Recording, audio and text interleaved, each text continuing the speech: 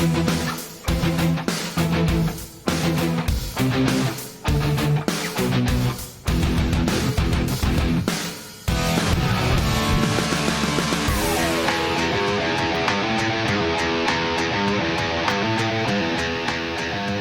to Jim Totino Field at Totino-Grace High School. It's classic football weather here tonight in the snow as the state 6A playoffs begin. The Anoka Tornadoes paying a visit here to Totino-Grace. Hi, I'm Jay Wilcox along with Ryan Iverson, and kind of atypical years for both of these teams, Ryan. For Grace, a 5-3 record, which for a lot of teams wouldn't be too bad, but obviously they've had a great run of success, including winning the title last year. It's a younger team and with less depth than they've had, so they've had to kind of manufacture some wins. Well, and they're coming off, Jay, a 2-game losing streak. When's the last time you ever heard Totino-Grace losing 2 in a row? But with all that being said, it's a playoff. It's a single-game season right now, and there's no one that wants to see Totino-Grace and Coach Jeff Ferguson playing at this time of year. They're very well coached. They're not going to beat themselves. And I saw them play early in the year when they beat St. Michael Albertville, who was ranked number 2 in the state, and their defense just shut down a really good offense. Anytime you play good defense, you don't turn the ball over, and you have really good coaching, you can beat anyone on any given night. Anoka is a school with a pretty good football tradition of its own, but the Tornadoes are 0-8, and that's not happened in a very long time, if ever. They've been in quite a few of the games, including the first matchup with TG. They played good defense in that one, didn't move the ball a whole lot. It was a defensive struggle, but they come in feeling that, you know, even though they're 0-8, they at least have a shot to stick in this game, especially on a weather night like this. Well, and sometimes, you know, the team that has nothing to lose is the most dangerous. So they're 0-8. They don't have any expectations. And to your point, too, Jay, they've been in a lot of the games this year. They lost 12-0 to Totino. It was a one-score game throughout most of that game. And their biggest challenge, Anoka, is they've been outscored 66-0 in the first quarter. They need to get out tonight, get off to a quick start, see if they can strike first. I bet that just breeds confidence, and they feel like they can play with the defending state champs. And talk about key players to look at in tonight's contest. Neither team has the real game breakers on offense. It kind of feels like a linebacker night to me, too. So we're going to talk about a couple of guys that play linebacker. And a great name, too, for Anoka. Godo Jigo is a junior who's having a good year. Try saying that 10 times quick, right? But he is. He's a great athlete. He's a great tackler. And when you have elements, cold weather, it's sleeting, snow, it's slippery, that's going to equate to turnovers, right? And so whoever can tackle really well tonight, Totino, a lot of times they like to get outside, use their speed. He's going to be critical in keeping that ball inside. If they can make tackles, strip the football, turnovers are going to be key in a game like this. So he's an absolutely really, really important player tonight if the Tornadoes are going to get their first win of the year. And for Totino-Grace, they did not have a lot of guys really returning from that state championship team, but Joey Linders is a guy who did play well for them last year, and he's playing well again this year. He's just a great athlete. He's got 66 tackles for loss. He's always around the football. He's just one of those guys who always is positioned well. And that, again, that attributes to great coaching, too, but he's just got a nose for the ball. And tonight, you know, with Anoka's inability to score, he's going to be even bigger because you're going to wonder, is Anoka going to try to reach? Are they going to try to throw more, trick plays, things like that? And that's where he's going to come in. He has to have a great game defensively for TG to win tonight. All right, the field conditions will be a little slick, no doubt about it. Also a fair amount of wind to contend with tonight. On the plus side for both of these teams, they generally are running teams, so we'll see a good one here this evening. The Tornadoes and the Eagles. The winner moves on in the playoffs. The loser will be done for the season.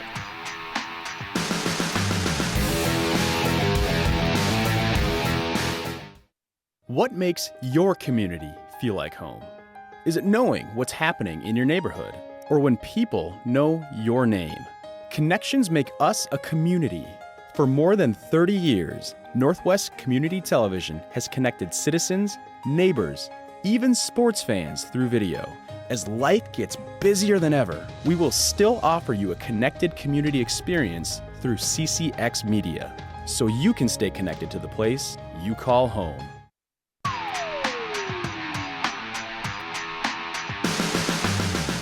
Well, that pretty much says it all right there. The Snowman's ready for football here tonight, and so are these teams. And, you know, as a fan, maybe not the greatest to sit out here on a night like tonight, but I think the players, they're kind of excited about it. They're ready to get going, and, you know, kind of a memorable night to play some snow football. Yeah, at the end of the day, it's football, regardless of what the weather is, and it's kind of fun. It's different. You know, the thing to look for, besides being cold and windy, is really the footing. It's slippery out there.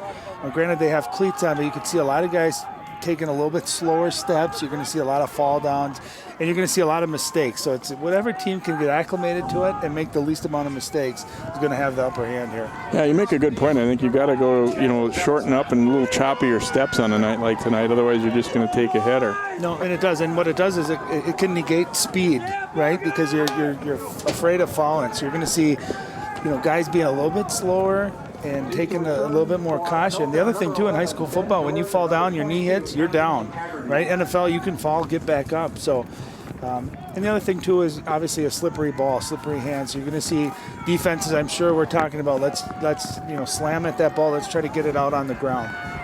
Jack Vettel getting set to kick off here for Totino-Grace. Waiting back deep, Ben George, number 11, 22, Anthony Haggerty for Anoka, but it wouldn't be that surprising if the ball doesn't go all the way to them. However, Vettel does have the wind at his back, so if he wants to, he might be able to drive one deep and get a touchback out of it, but we'll see. Vettel is going to kick it high and relatively short, and it is not handled on the fly there by Haggerty, and it's going to get into the end zone. The momentum of that kick carried it into the end zone for a touchback, so the Tornadoes will start 1st and 10 on their 20-yard line. As they are led out by the junior quarterback, Hunter Smith. Team that they've got a new offensive coordinator this year in Andrew Clare, so they have changed up a little bit from the look that they've had traditionally over the years, but still some wing T elements, some veer elements, and mainly a team that's going to look to run the ball right at you. Well, and Hunter Smith, not overly accurate. His throwing has had a couple of nice games, 3 touchdowns, but 5 interceptions. He's going to have to limit those interceptions here tonight. They go to the fullback on first down play here, and that is big number 6, Hunter Way. Big in terms of stocky, 5'10", 215-pounder. And a minimal gain here. Looks like he'll pick up a couple on the play. Yard line's going to be a little bit tougher for us and the scoreboard operator to figure out on the fly here tonight, certainly with the snow covering the field, but we'll do our best for you on that. So 2nd down, about 8 here for the Tornadoes.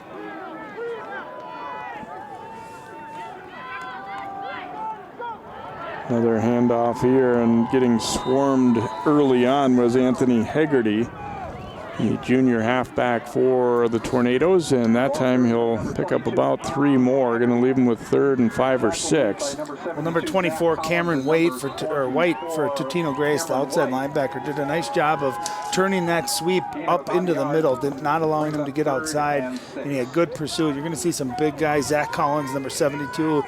Defensive tackle in there, he's going to eat up a couple of blocks. So it's going to be hard to run against this Totino defense. And what you want to do if you're Anoka is get 3rd down and manageable. Put yourself in good situations. And they'll get the 1st down and more here as they went with a little counter, and Jackson Shore with some good room to run. Yeah, and a nice job. Well, how do you combat against a team that pursues really well the football? You do misdirection. Looked like it was going to the right. That time they come right back to the counter, and a nice big opening and a big 1st down. We talked about Anoka, Jay, struggling in the first quarter, 0 points. How big for them if they could sustain a drive here and punch it in, get some points on the board. Out to the 41-yard line, so he picked up about 15 on that play. Grace got penetration but overran him. Back to Haggerty on the sweep to the right. Able to slip through the first tackle attempt there by Isaac Richards. And Haggerty, 486 yards coming in. He's got good speed. And that time, what was different about the first time they ran the sweep, he was able to get outside. And again, the speed of the edge for Totino-Grace, you might see a step slow because of that weather. And the other thing, too, that people never realize is the offense has the advantage because you know where you're going. Defense has to react to it. So that's where the footing plays really more of a role against a defender. And off here going to Way, and he is brought down on a nice tackle for the Eagles by Matthew Kramer.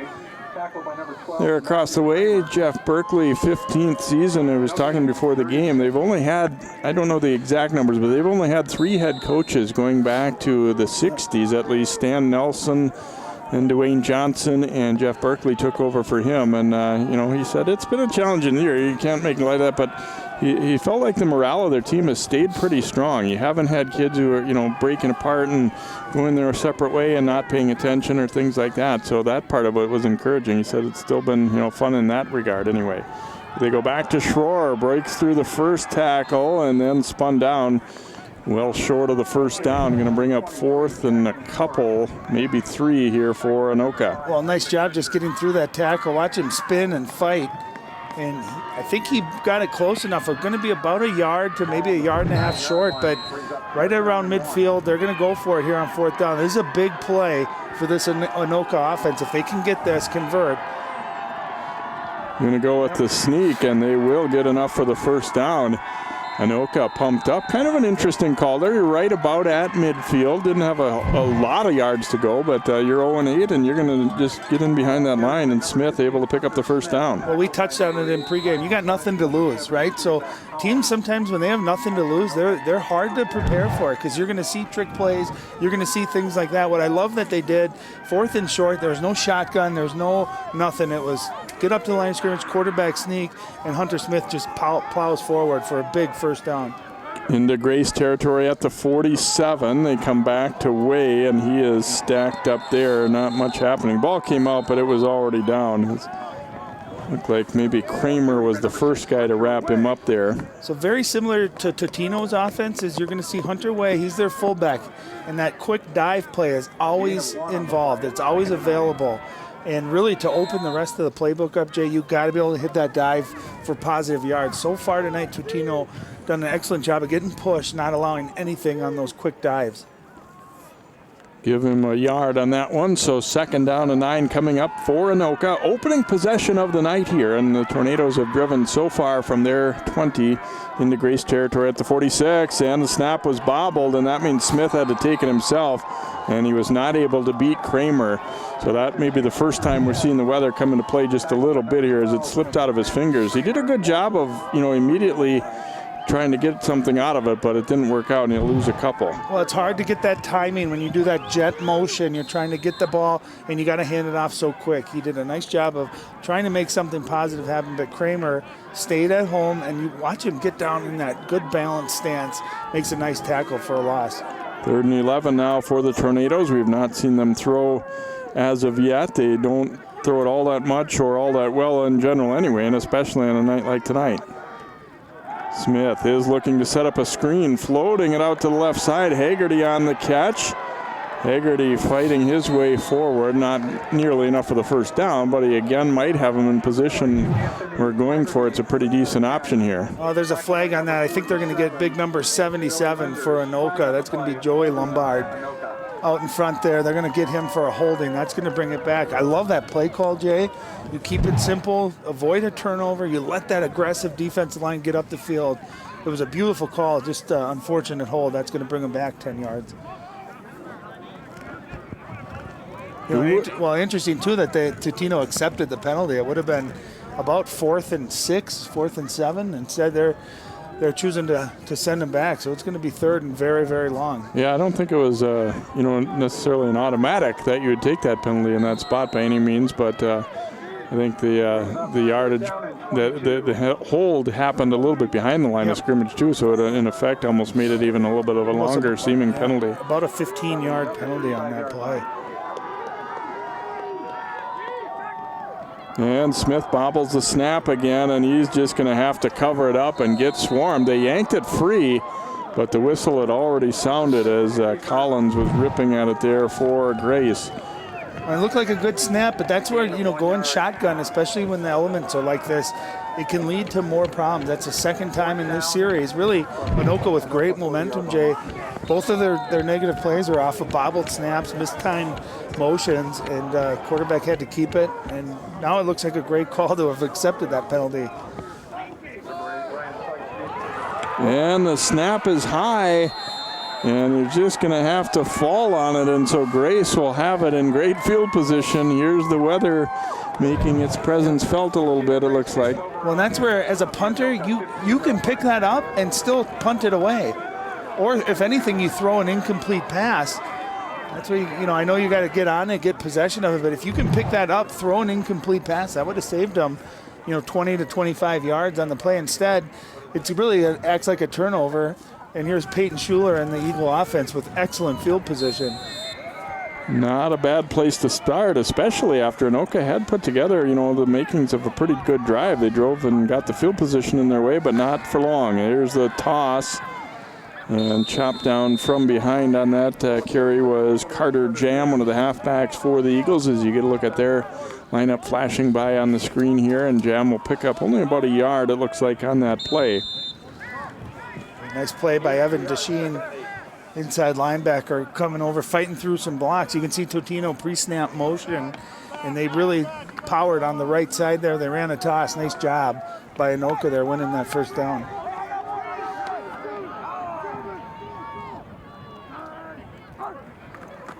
Schuler will turn and hand it off, and a nice gap opened up there.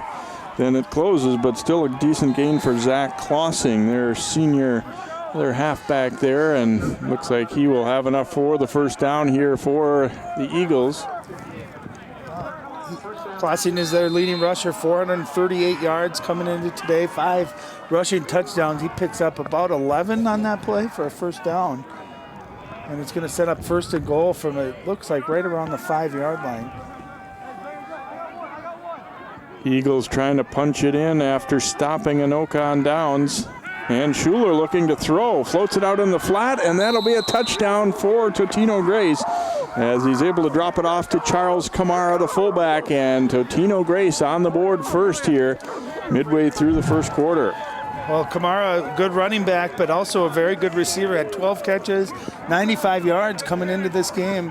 And, hey, listen, when everyone thinks you're going to run the ball, especially with these elements, that's a heck of a play call. You go play action, and Kamara wide open, able to just concentrate, catches it, and walks into the end zone. And that's how you capitalize after a really good field possession. 3 plays and a touchdown. Excellent start for the Eagles. A little hesitation, and that kick will be blocked.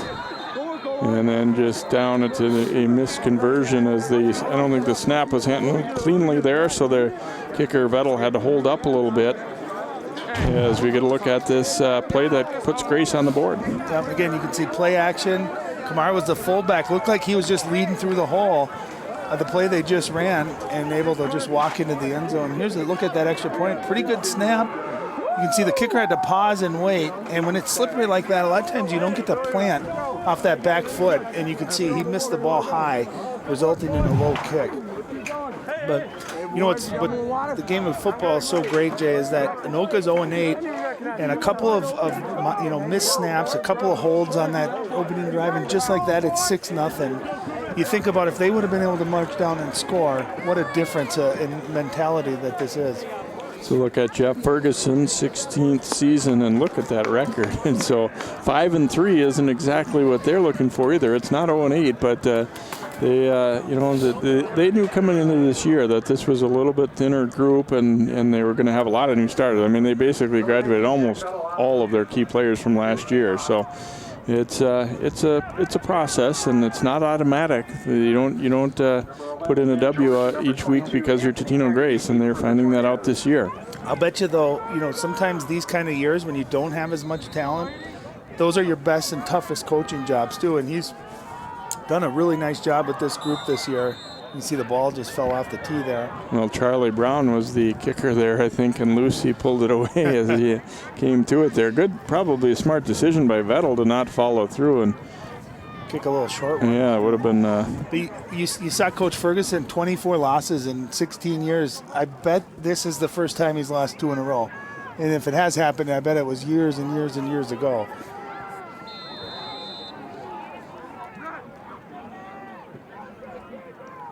Vettel will drive this one fairly deep again. Hegarty looking to cross the field here and a little bit of space to work with, and they'll make the tackle. They've had a little bit of trouble with kick coverage this year. That one wasn't terrible, but out over the 35 for Anoka, so pretty decent field position here. Yeah, and you can watch, even as Hegarty catches this, watch, you can see how gingerly you got to go and plant your feet. And I think that's going to really impact the offense. You can see Totino normally would close that down a lot quicker, but you're not able to plant and go as quick as you normally would like because of the footing.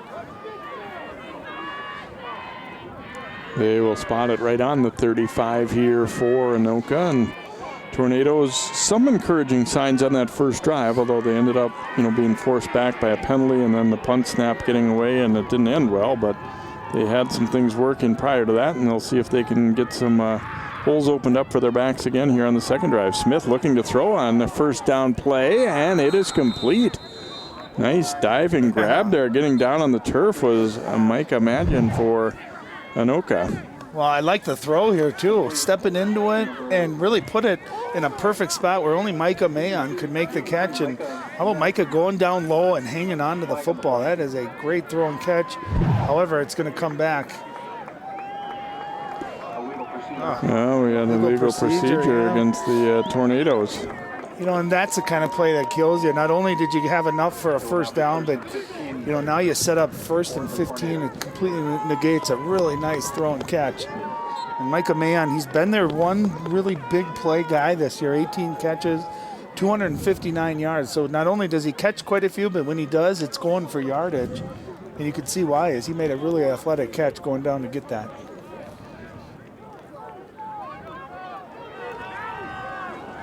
So they push him back to the 30. Smith will hand it off, and look out, Collins wrapping up Haggerty there. Collins is just a load, big number 72. Watch this penetration into the backfield. He's like a big wall just waiting for Hunter there, and that's how you tackle and you wrap up. He's a big boy. He's hard to block. Just kind of corkscrewed him to the ground there. No gain on the play. And a no gain attempt there for the Tornadoes, so they'll have second down and about 16 coming up. Or 15, I guess. Yeah, if it was no gain, that would make sense. Smith under center. A little bit of a rush coming as he rolls to the right, and that throw is short, and probably just as well that it was. I think the defender, I believe it was Richards, had about as good a shot at that as anyone. Well, and that's a hard ask tonight of your quarterback in these conditions, sprinting out to your right while you're throwing, because it's going to be hard to plant and get something on it. And then anytime you throw on the run at the high school level, the pass has a pretty high chance of not being accurate. And it looked like Totino was all over that. And they were thrown into the wind in this case, too. I like that pass and catch we saw to Micah Mayon that was negated due to a penalty. They're going 3 receivers one side. I'd like to get Micah Mayon on the left side where he's isolated alone. Smith rolling out, rush coming. Now he tried to tuck it, and Linders belts him for a sack. At that point, you knew he probably needed to get rid of it soon, and it didn't happen.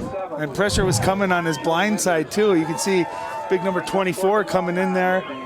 And that's where that's where you just got to throw it away, right? You're probably not going to make anything happen there. And Linders shot out like a cannon there to make the sack. 25 sack complete, back to punt for the Tornadoes. And Anoka going the wrong direction. Zach Bates to punt, but first we're going to have a flag flying here. Look like movement on both sides. It'll be interesting to see who they get here. Yeah, they're going to get offense.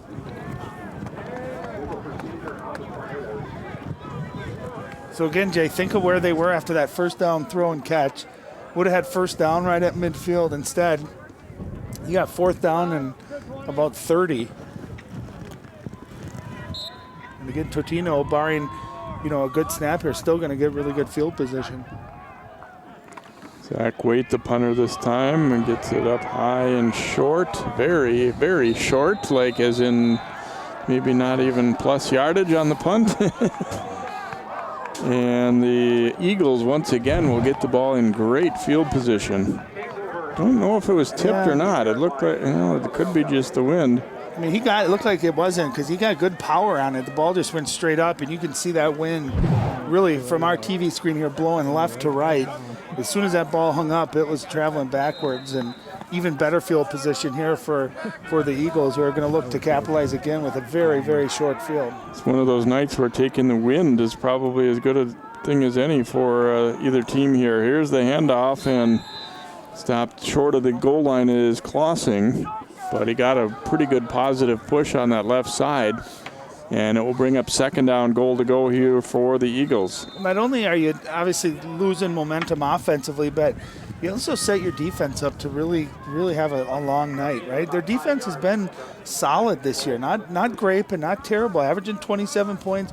They only give up about 260 to 263 yards per game. But every time they've gotten the ball tonight, it's been a very, very short field for Totino-Grace. Schuler going with the toss, and this will be touchdown number 2 for the Eagles as Jam able to take it on in for the score for Totino-Grace. Well, Jam, only a junior, good to get him some experience. He's really the speed of that group. You see him coming around the edge to our right side there and follows some great blocking up front, and he's about 7-8 yards deep into that end zone. And again, that's what you want from your offense. You get a short field, well, that's step one. Step two is you got to be able to capitalize, you got to be able to score, and they've been able to punch it in pretty easily here on these first 2 possessions. Eagles look like they will go for 2 after the first extra point attempt was blocked.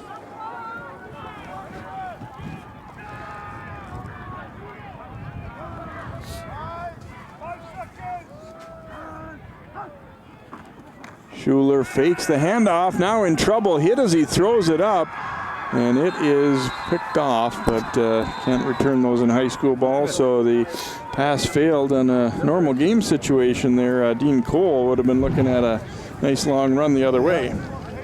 It's kind of similar to the play they ran for a touchdown. Just nice job by Anoka not giving up on that. And unfortunate, because if that would have been worth 2 points even, that would have been Anoka's first score of a first quarter in this season. So 2:22 left. Anoka really putting themselves, in a bind here, down 2 scores. Can they get something positive here offensively? Can they sustain a drive? Can they do it without having some key penalties? That's really been the key here tonight. And by Totino scoring, they're going to get another kickoff with that win going behind them.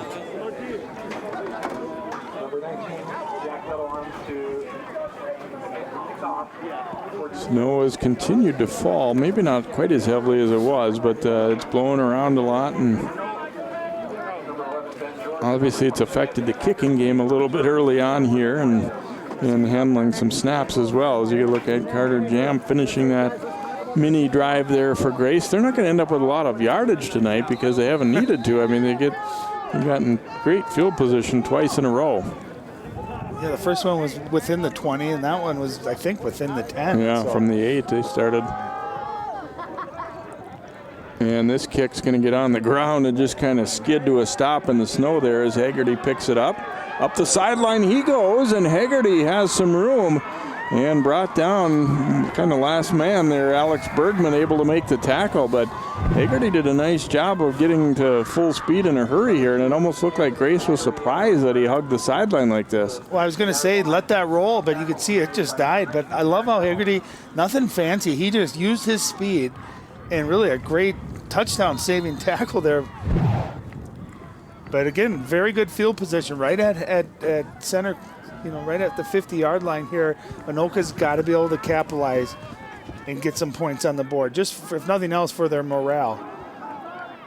Go with the handoff up the middle. That time is Nolan Brunn taking the ball, and wrapped up there by Grace's Alex Stevens. He will pick up about a half yard is about it. Yep, again, right up the middle, just nowhere to go. And I like what Anoka's doing. You're going to see they have pretty wide splits between their offensive line. They're trying to spread TG out a little bit and really doing a nice job, the Eagles are, of just closing down those A gaps on either side of the football. There's just been nothing to nowhere to go up the middle. Smith tosses it out to Haggerty, looking to cut it upfield, and then took a rough ride there as Collins from the inside out, and also Alex Stevens. Well, how do you like 72 Zach Collins, 6'4", 300 pounds. We see him stuff the ball in the middle, and then look at that pursuit coming down the line from his tackle position all the way down to make the tackle. And really a tough run, a hard run for 5 yards, but just a great hustle. If you got your defensive tackle running like that from sideline to sideline, it's going to be a long day for any offense. Kind of interesting here. Grace uses the timeout, and I think this is very much weather related. They want to try and make Anoka punt the ball into the wind. Yep. absolutely. They've seen the snaps really on both. The first snap over the head, the second one, you see that wind, that ball gets up in the wind. It's not going anywhere. So smart timeout there by Coach Ferguson. Yeah, he's been around the block a time or two, and Coach, when you go as deep into the season as they often do, it isn't unheard of to play in these kind of nights. Well, and really, Jay, this is the first night all year where it's been cold. We've had unusually warm, mild fall here. We've had some days in September and October that were in the 60s, 70s, and really this is kind of the first day of the year we've had some elements, and we've seen it already play a pretty big part in this football game. That's why it's as much of a shock to the system, I think, for everyone, too. The Snowman does like it. He's out there and pumped. But I think he's a TG fan. It looked like his mouth was smiling on that last shot. 3rd and 6, Smith rolling to the right, throwing, and incomplete. He had a very good throw, but just in and out of the hands that time as Micah was not able to haul it in. And he's normally very, very sure-handed. What a nice throw between that first layer of defense and then underneath the safety. So not only would that have been a first down and kept the clock going, but now it's going to force. Oh, it looks like they're going to keep their offense out. You know what? I love that call. Yeah, especially the way the punts have gone the first couple times. You're on TG's side. You got nothing to lose by going for it. That's an excellent call. And that's where when you're struggling, you're on the road against a really good defense, you got to help your quarterback out. You got to make those kind of catches.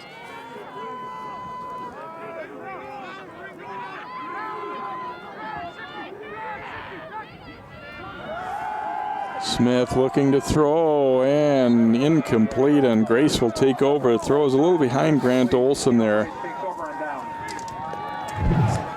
Watch Hunter Smith here. Watch his back foot as he goes to throw. You see how it slid backwards like that?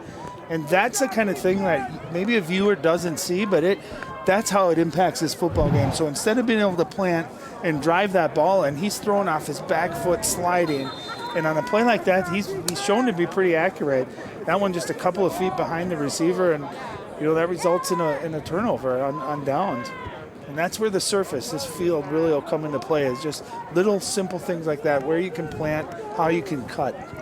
So Grace gets it on their own 46, which compared to the first two times isn't great field position. Schuler looking deep downfield and incomplete as he tried to catch him off guard. I think we're looking for Isaac Richards on that first down play. And again, I think using that win, knowing that they got a couple more plays or a couple series left before the end of the quarter, they went to their big play guy, Isaac Richards, who's got a lot of speed. He's averaging about 23 yards per reception. So he's their big play guy, 2 receiving touchdowns. And they took a shot. That was just really well defended out there. When you see so much run from an opponent, your D-backs really have to be disciplined back there, and Anoka handled that one very well. Hand off to Jam here on the counter, runs out of a tackle. Jam into the secondary, and then brought down by the safety there on a nice open field tackle by Addison Ostendorf, but a great gainer for Grace, and they're in business again. Well, how many years have we seen this play? It's that counter. Everything's going one direction, and Jam's coming back to the right side. And just over pursued by Anoka, and Jam really, again, showing his speed, gets out in the open field.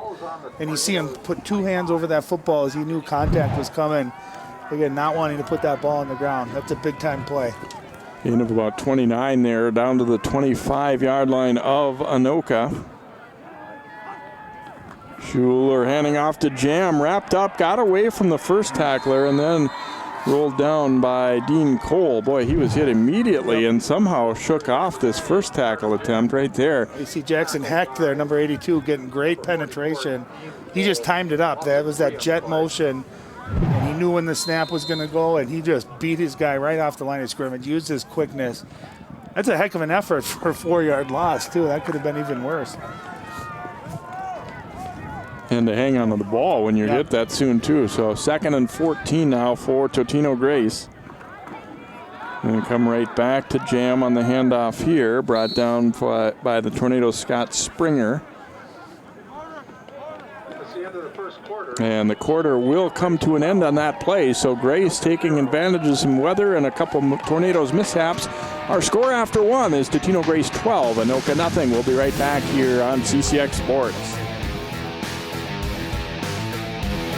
Most of my family, they never graduated high school or even let alone go to college, so I'm trying to break that barrier. Every day after work, went straight to school, studied hard, and and it paid off.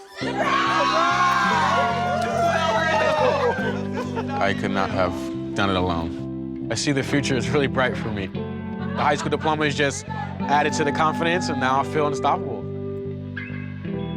Find free adult education classes near you at finishyourdiploma.org.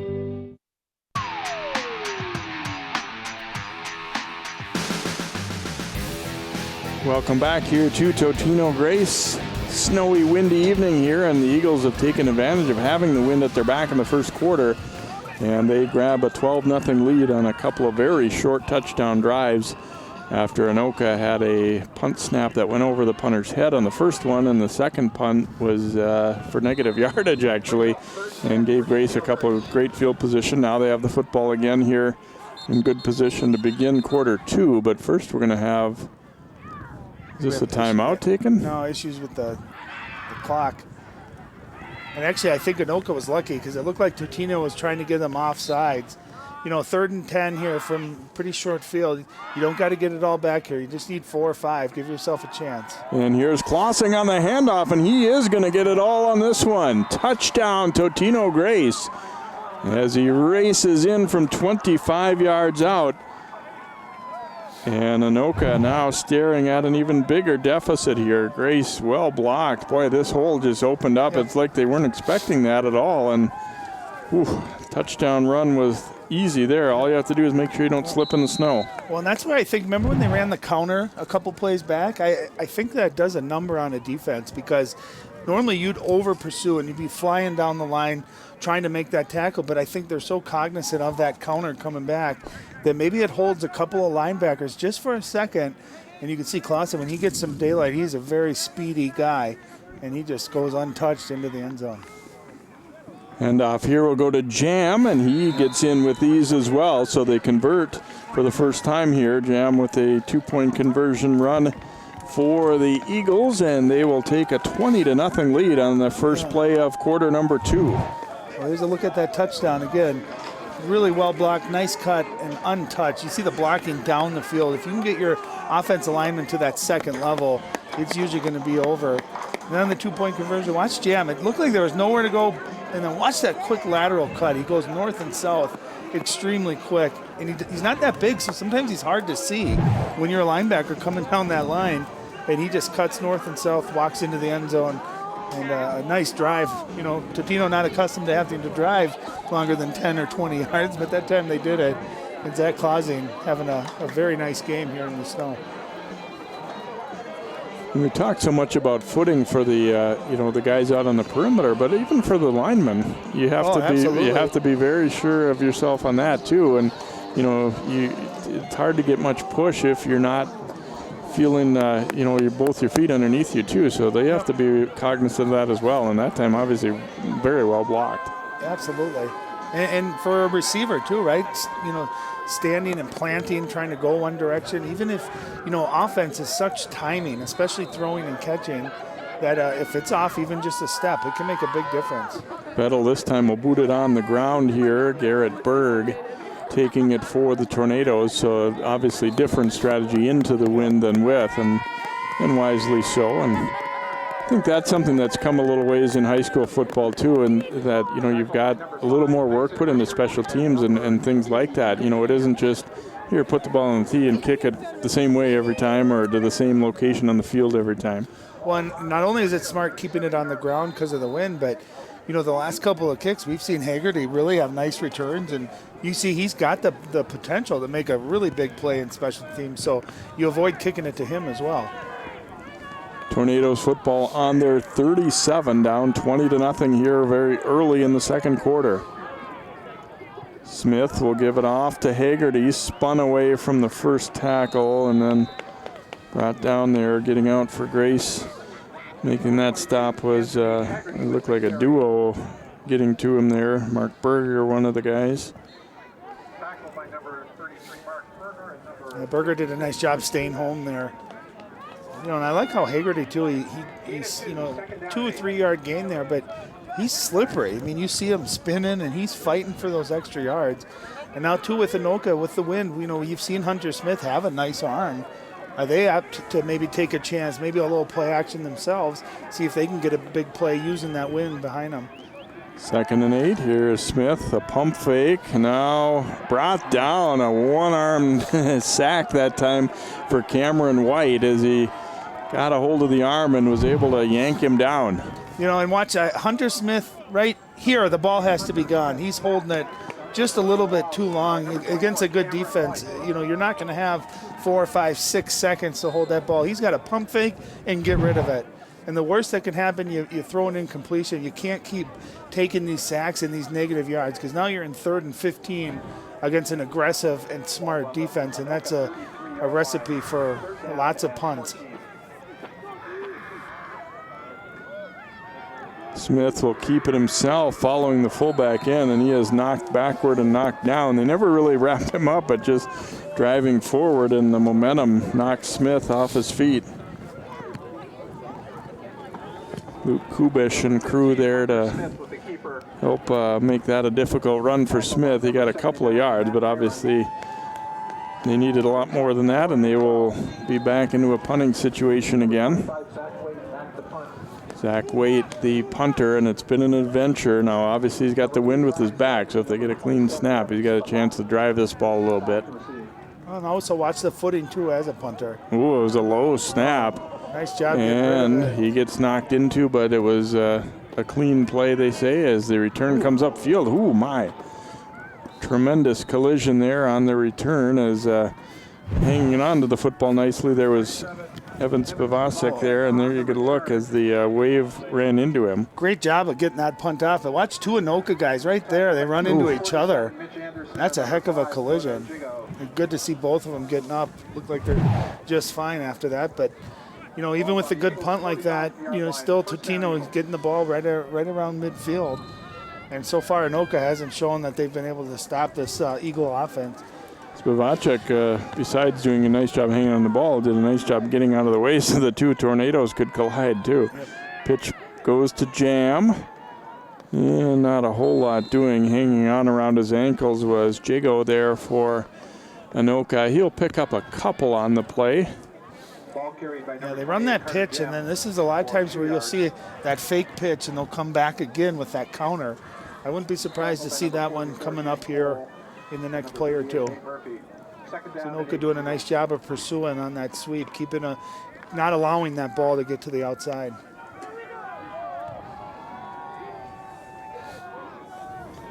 So 2nd down and 8 now for the Eagles, trying to build on this 20-0 lead early in the quarter. Oh, and Jam slips and is plastered at the same time as Evan Deshane got there. And Jam trying to put on the brakes and stumbled. He was lucky to hold on to that ball. Yeah, and that was a good hit, but I don't think it was quite that good. It was that in combination with slipping there. And again, they run that sweep to Jam. I just have a feeling, Jay, that they're setting it up for that counter to come back. Bring up a 3rd down and 10 here for Totino-Grace after that loss on that play. Jam, those are the kind you don't like when you get that handoff and you're already got somebody in your face. 3rd down and 10. Schuler flaring it out to Jam, and a nice open field play, beating the block. Colby Noss got in there and got inside of the receiver and just got in low on him. Well, great job defending off this block by the wide receiver, and that's a great tackle, too. Because that was set up. There's a lot of room there to the outside. He doesn't make that tackle. That could go for a big play. So nice job. The Anoka defense comes out here first drive of the 2nd quarter, and they do their job, holding Totino to some negative yards, and they're going to set up a pretty good chance for good field position for their offense. Schuler's also the punter. Carter Chell back deep for Anoka, and again, they're punting into the wind now. I mean, anytime you have a quarterback as a punter, you're always watching for that fake punt. Comes running up with it, and we'll get a pretty good Grace bounce here. Chell, obviously no chance to field that one, and it'll go down to the 21-yard line. Great punt. You know what he did, Schuler, there is he bobbled it, but instead of going forward, he ran out to the side. So he bought himself an extra second or two and wasn't rushed and just kept the ball pretty low. Got a nice bounce, too. That's a big play. Instead of Anoka getting it at, the 40 or close to midfield, they're going to be starting back at their own 20-yard line. That's an excellent play. See, Schuler drops it, and look at him go a little bit to the outside. Just a nice low line drive punt. It's a really good roll. Ends up being a 37-yard kick with no chance for a return, so just what the doctor ordered for the Eagles. And have a timeout taken here before this play by Anoka as they will regroup here. Here's a look at some of the first-round matchups here, and obviously we're doing the crossover in this first round. Anoka 6th seed in their section, Totino-Grace seeded number 3. You got Eden Prairie. Ryan, as an Eden Prairie grad, you have to be pretty happy with what they've done this year. They've looked, it's looking like it's going to be very tough for anybody to beat them this year. Yeah, I know they were a little bummed they didn't get that first round bye. It ended up going to Cretin-Durham Hall, but Eden Prairie undefeated. They've beaten 3 times. They've beaten the number 2 team ranked in the state. So they have a very, very deep team this year. Good speed on defense and great quarterback. They're throwing the ball more than they ever have. And you get Mike Grant, you get indoors for that semifinal and final. He's usually pretty creative. So I think they're gonna be on a path there and have a good shot at least getting to the U.S. Bank Stadium for the state championship. And this first round bye thing, there was billed as Class 6A was going to be the top 32 in enrollment. How do you get to say we don't want to be in there? I don't understand that. Handoff here going on the sweep. And Ben George took the handoff there, and another nice play by Kramer defensively for Totino-Grace, getting in on this stop. And again, you see how well that's defended. There's nowhere to go outside. You got to cut it back inside. And everyone from Totino flying down the line. And I'll tell you, to get back quickly, Jay, to Eden Prairie, you know who their nemesis is, who's got their number, is this team we're calling right here. And then unless Totino can really pick their level of play up here and make a run to the playoffs as well, I think Mike Grant would not mind seeing these Eagles not make it to the finals, because Totino seemed to have had Eden Prairie's number the last couple of years. 2nd down and 8, and the handoff here. They go straight ahead with it this time, and things getting a little physical at the end here, a little pushback. I don't know if that ball came loose. I don't really think so. It looked like just a couple of guys started mixing it up there. Well, Big 94, who we don't have on our roster, looked like he came away with the ball.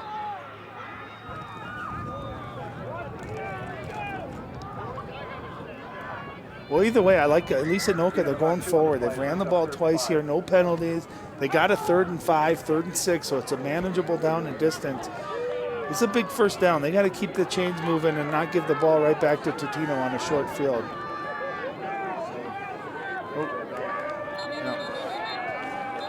You see 94, the tailback. He started moving there before the ball was snapped, and that's going to kill you because now it's 3rd and 10. And it almost puts you in a passing situation or a trick play type situation, and they just don't usually work against a disciplined and well-coached defense like Totino-Grace. Brings up 3rd down and 10 for Anoka. So the Tornadoes, after that positive gainer, now push back, and we'll have a 3rd down and 10 coming up. Hunter Smith, if it is a pass, he's going to have to get rid of it, give his playmakers a chance to make a play. Fakes the toss. Smith had a rush coming, got it away, but that one is smelled out nicely. And Matt Hiring able to turn and spin run to the turf in a hurry. Well, these guys well coached. I mean, they knew exactly what was coming and staying home, and your lineman that's such a tough play because you're chasing after the quarterback. You want the sack, but you get a feeling, hey, my lineman just let me go a little too easy. Screen's got to be coming.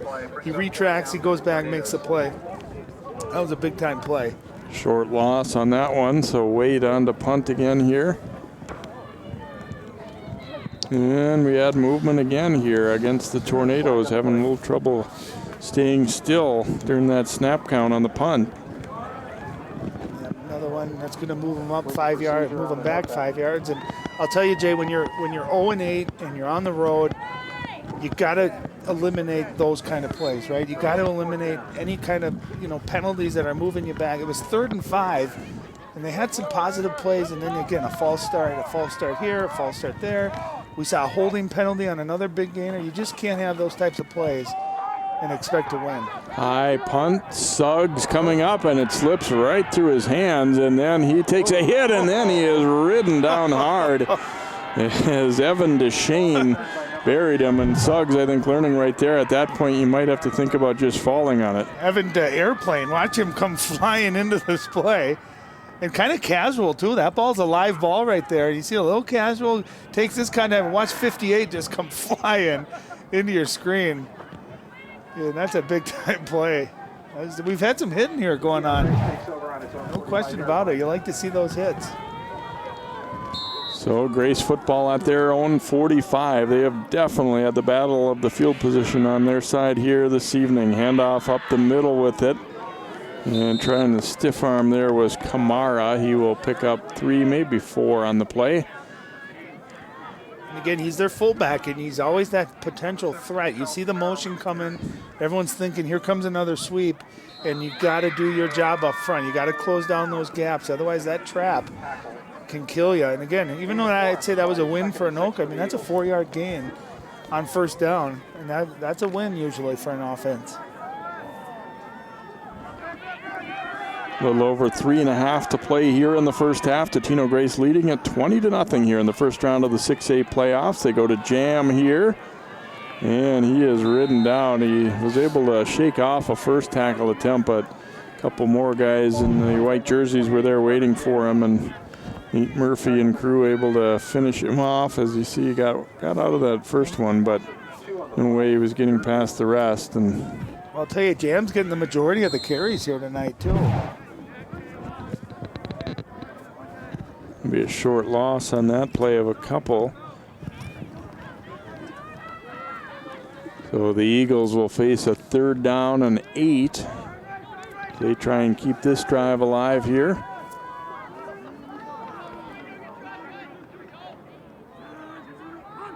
And they had 2 men in motion at once, I think. Oh, well, let's see. Maybe they granted a timeout. They got the timeout. Actually, that shouldn't have been called because they were moving before that timeout. We're on the Totino side, so we can hear when that whistle. Anytime you have 2 guys moving at the same time in the offense, it's a penalty. And you see one referee threw the flag, but they granted Coach Ferguson the timeout. That's a smart timeout call, but he should not have gotten it on there. You can't call a timeout after the penalty occurs like that. Unless there was just that little delay, the official may have heard it before. You know, the other official was throwing the flag, might be it, because they seemed like they weren't on the same page on that. And that too is on the quarterback too. You've got to wait until that first motion man comes set, and timing things. There's a lot goes into when you start your motion. But usually, if you're especially at the high school level, if you're going to have double motion, you probably spend hours practicing it because it's a concise thing, it's a timing thing. And I think Coach Ferguson was lucky to get that time out and not moving back 5 yards. Schuler looking to throw, and it's bobbled, and let's see, it was picked off. Looks like they're going to rule it a good catch for the Tornadoes as Ostendorf will get the interception. It went off the hands of Richards, and then Ostendorf just barely got this ball before it hits the ground. Right there. Boy, it was close. The officials are now huddling, and they are going to give him the interception. Well, that play was open. It was there. That ball just a little bit behind the receiver. Once the receiver had to go back for it. By going back for it, he was able to tip that, kept the ball in the air just long enough. And I'll tell you what, in a play like that, your job, you can see right there, look at that camera work. He might have gotten underneath it. Yeah, he might have gotten his hand underneath it. That's a heck of a play. But even if he didn't, your job is to sell it, right? That you got it. And sometimes that can be enough to get that official to believe in you. And a nice play. Great camera work, guys, out there. I know you're sitting in the wind and the snow. That was just an awesome view. Smith on the run, throws it. It's intercepted the other way. Cameron White picks it off. And just when Anoka gets a positive play with the interception, they turn it back over as White comes up with the pick. That's reminiscent of Brett Favre against the Saints a few years ago. And you Don't can bring see that up. Hunter Smith rolling to the right. I thought he should have just kept it and ran. He had a lot of room in front of him. But again, when you're on your right and you're throwing across your body, a lot of times you don't get a lot into it. And as a linebacker, you're just reading the eyes of that quarterback as you're pursuing down. And a nice job, nice interception. You know, you talk about deflation for a defense, you come up with a great interception, and then a play later, you're right back on the field. Football at the Anoka 45 as the teams trade interceptions on back-to-back plays. Schuler's looking to go to the air again, fires it out and complete to his fullback Kamara. He'll have about 5. I'll tell you what, they got a completion there, but he missed a guy wide open down the field. Nick Stika, the tight end, number 45, was absolutely wide open, about 15 yards down the field. Let's see if we can see it here on this play. I don't think we're going to see it on our play, but about 15 yards down the field, 45 was wide open. Something the Grace coaches up top probably noting too and saying, you know, let's let them know about that for next time. They go to Kamara up the middle. This is going to be a face mask. Flag comes sailing in as they definitely grabbed his mask. The bad part for Anoka too is they had him stop for about a 1-yard gain, but in all that mix of bodies, gang tackling, they got the face mask, it looked like, of Kamara. The question is that a 5-yard or is that a big one? Face max on the Tornadoes. It'll be a 5-yarder. Well, to your point, Jay, they really well defended. Would have been third and 4, 3rd and 5. Instead, it's an automatic first down. So that's a big play. We've seen a lot of untimely penalties for the Tornadoes tonight. Mostly affect them on offense, but that time defensively. And off to Jam, looking to sweep on the right side, and a short gainer there as Anoka doing a pretty good job flowing to the football there. Zach Waite and others wrapping him up. I'll tell you, you figure the Anoka defense was put into 2 really bad situations there off of turnovers, but their defense has not played bad tonight. They've done a pretty nice job of containing Totino-Grace's offense. Klossing had a hole and nice open field stop there for the Tornadoes by Cody Lindenberg. However, it's still a positive gainer. We're down under a minute to go now, so Grace hurrying it up. But they used 2 timeouts earlier in the game. 3rd down play here. Schuler will hand it off, and Jam wrapped up by Waite, and I don't think he has enough, and they're going to have to use a timeout here. Well, and that's a smart timeout. You know, you don't want to hurry a bad play call here. You want to get the first down. And then remember, too, when you get a first down in high school, the clock stops, allows you to get up to the play, to the line of scrimmage. So right now, if you're coaching, you probably are going with 2 plays. Run this play, get the first down, then we're on the ball. We're running this play secondly. Keep in mind, too, they're going into a strong wind, so any hope of kicking or even throwing a ball long into the end zone is probably not very likely.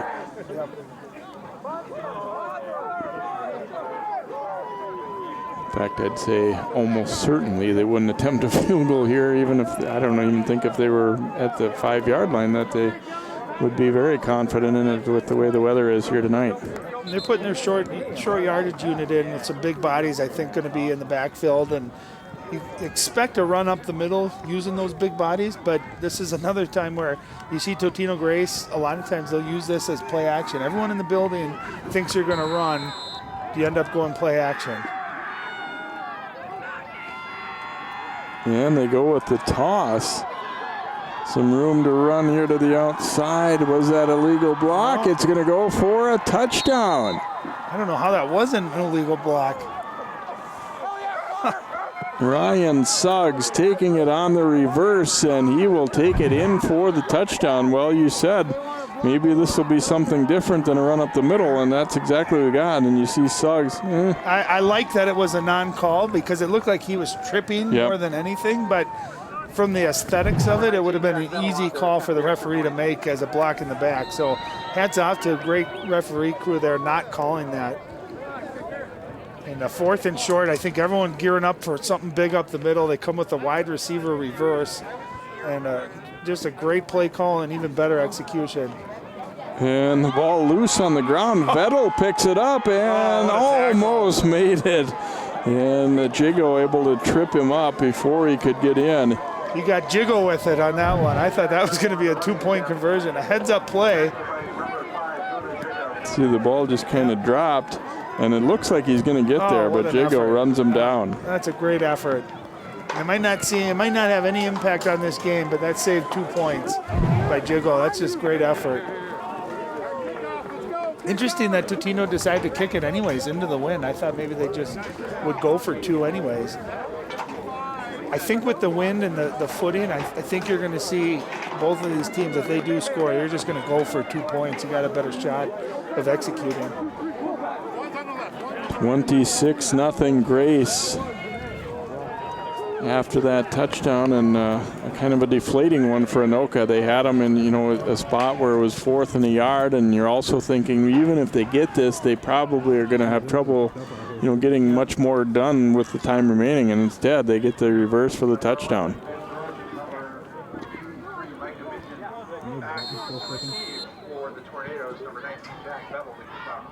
Imagine they'll keep it low here again.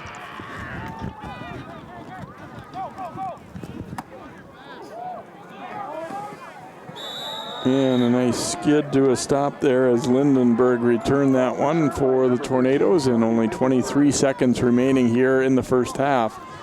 And they'll have the football on their 34-yard line. The wind is not getting any less here. It looks like it's a snow globe out there now, blowing around up in the lights. And I think my old age, Jay, has caught up with me. I'm cold. I used to love this kind of elements, and I couldn't be happier that we're up here in the booth not having to deal with the elements like our tough camera crew that's out there. Smith's going to hand it off up the middle, and the ball comes loose, and it looks like the Eagles will have it. Totino-Grace with a recovery as Linder's able to pounce on that one, and they will have one more crack. 18 seconds left. Well, 94, do you have that? We don't have that number on our roster. He's a big guy, and I don't think he's used to getting the ball, and you can see he had a false start on the last drive. That time he puts it on the ground. That's the last thing you want to do. What'll be interesting here is with 18 seconds left, no timeouts, is Totino going to try to punch one in? Are they going to take a shot? Do you just try to get a first down, stop the clock, and then maybe take a throw into the end zone? Do you try a trick play? You got a couple things here. If you're Anoka right now, you're just thinking nothing gets outside and nothing gets behind us. We'll come up, we'll make a tackle, we'll give up some yards. We can't give up another score here before half. Yeah, watch a halfback pass, too. Schuler, play action, looking deep, and he throws it into the wind, and that one just died about halfway as far as he wanted it to go. So 2nd and 10, and if Peyton needed any indication of what it would be like to throw into that wind, he got it right there. Yeah, and I think they're better off. Anytime we've seen that ball get up in the air, it just dies. Peyton has had a nice throw here going into the wind when he kept it low. And again, you see that wind, it's really howling, and it's going from left to right on our screen, right into the face of Totino-Grace. I think you're better off maybe throwing a screen or a short play, get out of bounds, any kind of trick play, that counter or reverse, anything of that nature.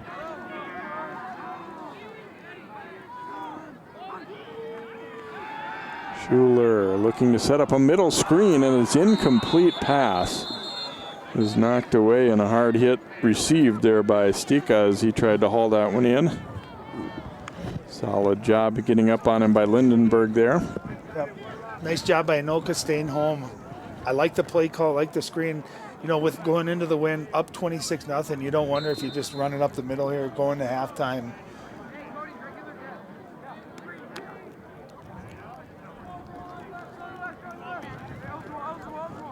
Be surprised to see a Kamara dive right up the middle here. Could be the last play of the half here. Probably will be. 7 seconds to go, and they're just going to take a knee right there and not take any more chances. So we will reach halftime here of tonight's first-round playoff game, and our score at the half, Totino-Grace 26, Anoka nothing. First half highlights and more coming up here on a snowy night at Grace on CCX Sports.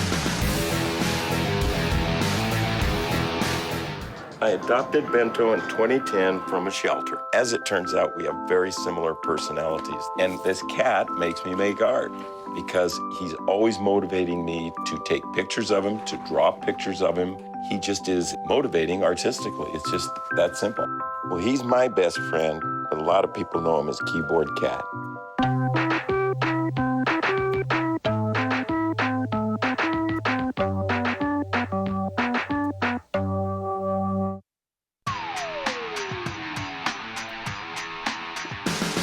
Snowy night here at Totino-Grace as the Eagles taking advantage of the wind in the first quarter and building a quick lead, and they lead 26-0 as we check out our first half highlights here. And nice run early on for Anoka as they got a few things going. Ashore taking that handoff, but then an adventure on the punt snap going over the head of Devin Thompson, and had just fall on it.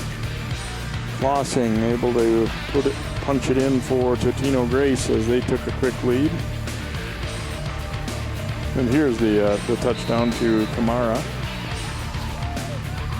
to give them a 6-0 lead. I like that play call too, the play action on that first drive. And then Linder's a hard sack there as Smith held the ball a little too long, and then they come back to jam. That one was after a punt that went into the wind and went pretty much straight up, and they took a quick 12-0 lead. And a nice return here for Anoka. You see bits and pieces of good play from them. Yeah, they just got to put them back to back, and they got to sustain a couple drives, a couple of costly penalties too. Sure hurt them on offense. Here's the big gap for Klossing as he runs that one in. That was the first play of the second quarter. Needed a 20-0 lead with a 2-point conversion. Watch this catch too, a diving catch. Great job. Big turnover by Anoka. Unfortunately, the very next play, right back at you. Totino able to turn the tables. Yeah, Cameron White stepping in front of the receiver there, and after the interception by Ostendorf of Anoka, and they're able to capitalize. This was 4th down and a yard, and you're thinking they're just going to try and get what they could out of it. Instead, they go with the reverse, and Suggs had plenty of room to work with. Well, big play call, getting 4th and short, but also only about 35 seconds left in halftime, so that was a big play. See, the Tornadoes have been thoroughly shut down on offense. The rush yards include some big sack yardage lost by Smith, and the Eagles not necessarily letting it up because they've had such short fields. It looks like the numbers aren't that high, but they've been efficient on converting on those first couple opportunities. Two things stand out. One, you see 6 penalties for 35 yards for Anoka, and again, very timely ones. There's a couple of nice plays on offense that got negated because of penalties. And the second one that's probably the most important is 26-0. You give Totino and a good coaching staff a short field like that.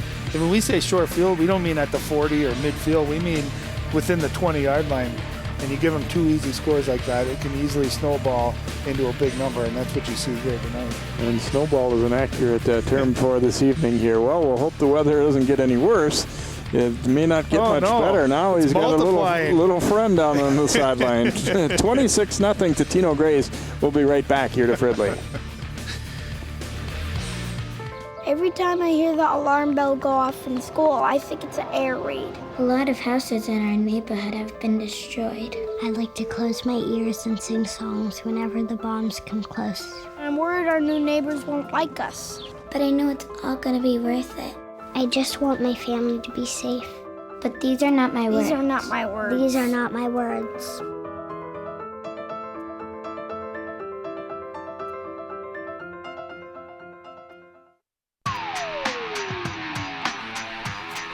And welcome back here to Totino-Grace High School on a snowy, windy night here. Winter arriving in a hurry after what Ryan said, a very nice fall for games for the most part here. The Eagles leading at 26-0, and now if you're Anoka, you're winless.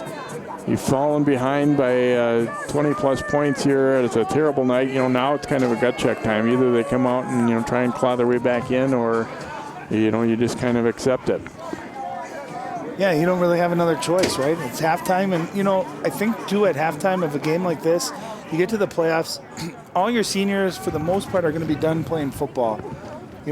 Maybe a select few will get the chance to play at college somewhere, but you just talk about having pride. This is your last time you guys are going to be a team.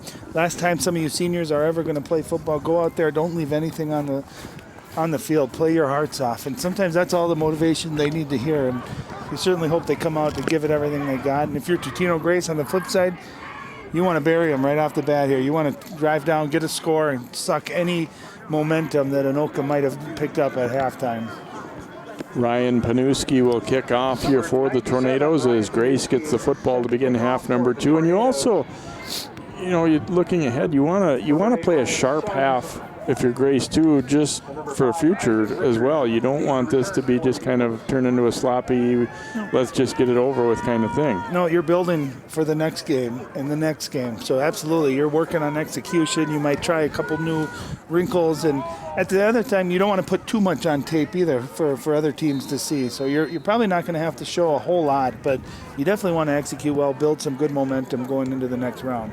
Panuski's kick is handled cleanly, and that's the main thing there for Grace is you don't want to drop that opening kick, and Nate Schutz does a nice job of just getting what he could out of it, and the Eagles will start with their first possession of half number 2. Well, Nate Schultz, he plays an offensive line there, so it's kind of fun for him to get to handle the ball. You see their eyes light up, and they have dreams of taking those kind of kicks all the way to the house, but he does a nice job just wrapping up, and again, pretty good field position for the Eagles.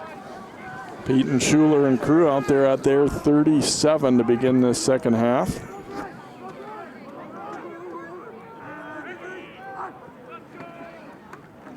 And Kamara takes the handoff and is met immediately there. Tornadoes, again, like you talked about late in the first half, it is 26-0, but in a lot of ways the Anoka defense is not performed too badly, with a couple of exceptions. They'd really like to have that Suggs reverse back, I think, and maybe another play here or there. No, and really they had a takeaway, right? They got an interception, and I'll tell you, the thing that makes football so beautiful is what a team game it is, and about the balance between your offense and your defense. And it gets deflating when, as a defense, you do your job and the offense isn't there. It can really snowball. So if you're this defense, you just keep playing, keep doing your job. And really, they've done a nice job against this offense. Schuler firing, and that one is broken up as he tried to go to Sticka, and nice job defensively by Lindenberg. He wasn't content with just being there and making the tackle. He brought the right hand down and swatted it out of there. Yeah, you couldn't have played it any better. Really a perfect throw, too, by Schuler. That ball was right on the money. That looked like an NFL player playing defensive back. He was right behind him, brought that right arm down, and again, not giving up a 5-yard pass play. Did a nice job deflecting. And third down, third and long, and the Anoka defense has a shot here with Totino going into the wind to give their offense some good field position. Then they throw it out in the flat to Clausen, getting to the edge and brought down short of the first down as he was caught up to by Dean Cole. Complete to number 11, Zach Clausing. Yeah, and it looked right there. It looked like he had enough room to get to the first down, but a nice job by Anoka. Brings up 4th and 3. And this is going to be interesting. 4th and manageable here, and it looks like Coach Ferguson's keeping his offense on the field. Yeah, Anoka in a similar spot went for it in that first half. And this is where, too, sometimes you try to go on the second or third hut, see if you can get the defense to jump off sides and get a free first down. They are going to go for it. Hand off to Clausing, and he is wrapped up, but it looks like he'll have enough for the first down with that initial surge. Driven back, and they indeed are marking it a yard beyond the line to gain and about out to midfield. Well, and you can see the pulling guards doing a nice job of kicking their guy out. There's a nice hole there, and Clausen just turns it north and south. That's what you want to do as a running back on 4th and short like that. Just go north and south, get the first down, and a big conversion. It says something about confidence in your offense, but I think it also says a lot about not really wanting to even attempt to punt into this wind, because they saw what happened to Anoka in the first half. That, and you also take into account time and score, right? It's 26-0. Really, what you trust your defense as well if you don't get it. So it's kind of a combination of confidence in really all your phases.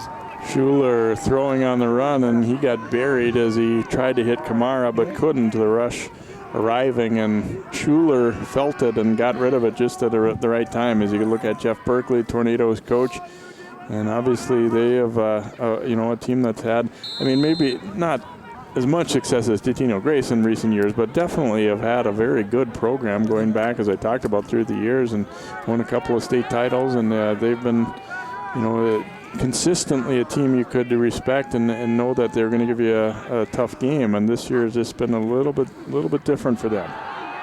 Klossing takes the handoff here and nothing doing. No gain on that one. And it looked like Nate Murphy, number 38, the linebacker, did a really nice job of filling that gap. There was a little bit of opening, and Murphy just closed it down. I'll tell you, Anoka, if you want to talk about something they've done really well tonight, their tackling has been really good. They've been low. A lot of times you see those Totino backs, break 1, 2, 3 tackles, and you really haven't seen that much of that tonight. No, the big plays that they've gotten were been ones that either they were counters, fooled, reverses, and exactly. Here's a handoff to Jam, and he is brought down from the backside there as good pursuit by DeShane, who's made some nice plays tonight for the Tornadoes. He will pick up just 3 or so on that one. So Jam actually had a pretty good start, but they've done better on him as the game has gone on. 11 carries, 41 yards unofficially right now. Well, interesting now, it's 4th and a little bit longer than they were in the last one. And on a short field, and they're going to end up punting here. And again, Schuler is the punter. And you always got to be careful when a quarterback is the punter or the back guy of a fake punt. Carter Chell waiting back deep here for Anoka. Good snap. And he gets the kick away, and it's going to bounce and just die in the snow there. The snow and mud and... Isn't that crazy? We saw that same punt in the first half along the sideline where it was a little bit snowier, not as muddy, and that rolled and rolled. Watch this ball. As soon as it lands, it just dies. There's no roll whatsoever. Comes to a thudding stop there, and the Tornadoes get possession right near the 20. They'll be on the 19, it looks like, and first down and 10. Well, again, remember, they have the wind behind them. Let's see if they're able to take a shot down the field. Maybe just get a big play, something to spark their spirit in their offense here. Smith pulled it back. Now he will throw down the sideline, and it is dropped. They had the man, Max Hayes, made him turn a little, but certainly obviously a very catchable ball. I'll tell you what, I mean, that in these conditions, that can't be thrown really too much better. He was a good 3 or 4 feet behind the defense. You got to help your quarterback out. We saw a couple drops, Jay, in the first half too. And I think Hunter Smith is I know his numbers aren't going to be good as far as yardage and completions, but there's been one completion taken back because of a penalty and a couple of drops. Smith juggled a little bit, got the handoff away, and then a big stop by Alex Stevens. The timing was busted up a little bit by the bobble here, and Ben George and nobody getting a body on Stevens at all. Well, you can see that left guard and tackle pulling outside for Anoka. I don't think they're used to having speed up the middle, be able to just shoot that gap. And because that timing was bobbled just a little bit, that hesitation allowed Stevens to just fire right through and make the tackle for a loss. Yeah, that may very well be a play where they're not really accounting for Stevens. They're thinking that they're going to be able to get out wide of him. Yep. And off here, and another nice stop defensively for Grace as Mark Berger hanging on to wrap up Brunn. And again, you don't want to harp on drops and mistakes, but instead of having first down closer to midfield and maybe another couple of plays and changing field position, you end up having 3 plays after that, not for anything, and you end up punting again to a very short field for Totino. Suggs waiting back deep, wait on the kick for Anoka. And the rush coming, and it's blocked.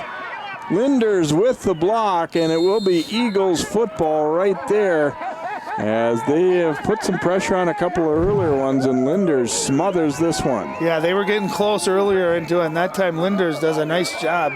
It's a lot harder than it looks to block a punt. You got to get your arms out there, and he does a really nice job of taking on that blocker and still getting through to block it. So this will be the 3rd time that they get the ball inside the 10 or inside the 20, and 2nd time inside the 5, or inside the 10 anyway. This one is at the 5-yard line as Grace looks to add another score here. Tosses it to Jam, and Jam will fall forward. He's going to be just short of the goal line, looks like. Yeah, and all 3 of those times have come after a punt, right? We saw a bad snap. We saw a punt actually for negative yards, and that time we see a block punt. So Anoka not faring too well in the punting game here this evening. Second down and goal from the 1 here for Totino-Grace. 6:40 to go in the third. Eagles trying to build on a 26-0 lead.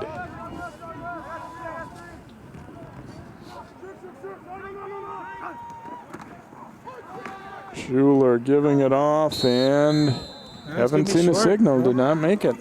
Jam ran into bodies. Anoka did a pretty good job of getting low there and just creating a pile. Yeah, a lot of bodies, good push. You see a lot of white jerseys. Nice job, too, coming up to fill by Nate Murphy, the linebacker. And that's all you want. You want your defensive lineman, you got to fire off low. And you talked earlier about the traction for linemen. In a situation like this, it really does favor the defense because offense has to plant and go forward. And a good push there and a nice job by the linebackers filling. And it's going to leave third and about a yard here. And this is where you'll see a sweep. You'll see that counter. You might see a play action.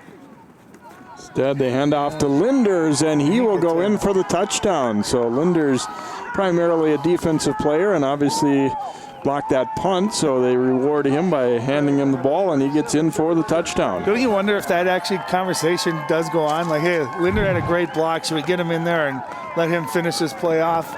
Linder is, in their short yardage unit, a lot of times he's the lead blocker. And that time they rewarded the fella. He's had a heck of a game. We talked about him pregame as a player to watch defensively, and there he makes a big play in the special teams with the block punt, finishes it off with the touchdown run. Battle on to attempt the extra point, and more mishaps there as that was bobbled, and they never will get a kick away. Should mention too, Jack Vettel, part of the Grace boys soccer team. That's the #1 seed for the Class A tournament, and they're into the semifinals Monday at US Bank Stadium. Well, Christian Morrill, number 10, he's the backup quarterback. He's had trouble with his hands, and those snaps aren't bad. He's just had a hard time getting his hands on it and getting that ball down. And again, you just wonder why maybe just going for two would be the easier thing to do. Well, I can vouch for the fact that we're up out of the wind in the booth, and my hands are not feeling the greatest right now, too.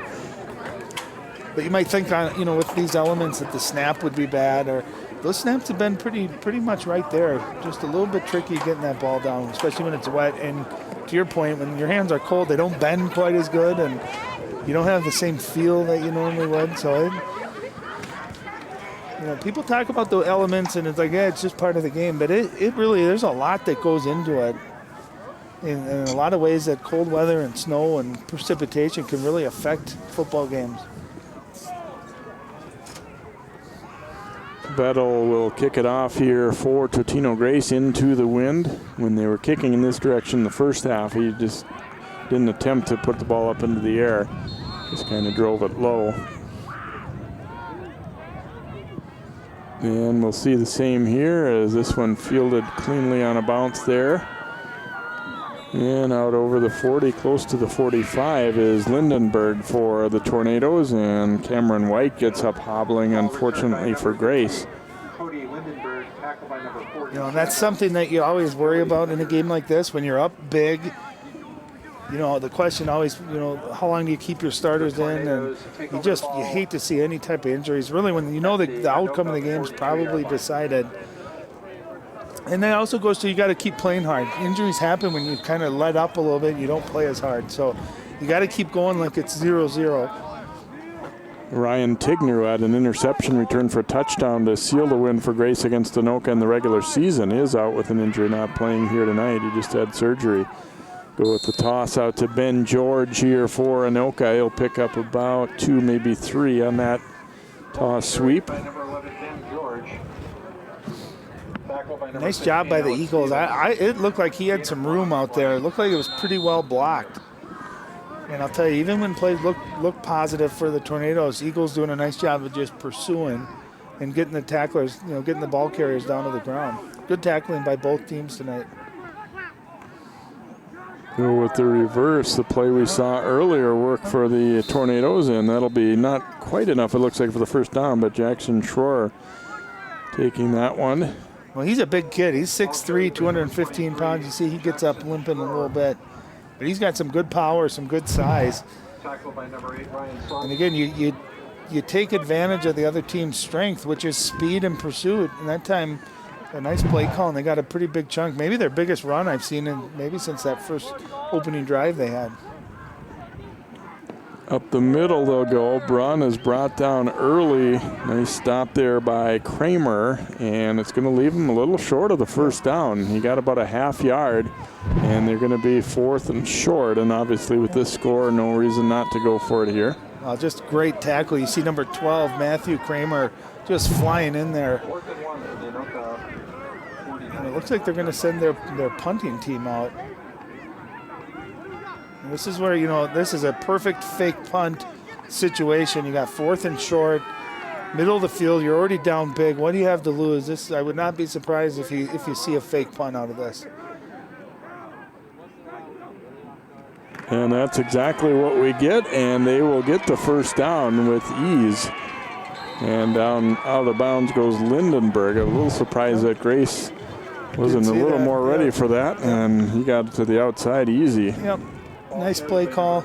And yeah, to your point, I would have thought the coaches would have been yelling, watch the fake, nothing outside, but well executed. And I'll tell you, when you run a wing T offense like the Anoka does, it's so predicated, you've got to be able to run up the middle because it sets everything else up. If they don't respect that run up the middle, then they can play your outsides. And tonight, Anoka just has not gotten anything up the middle.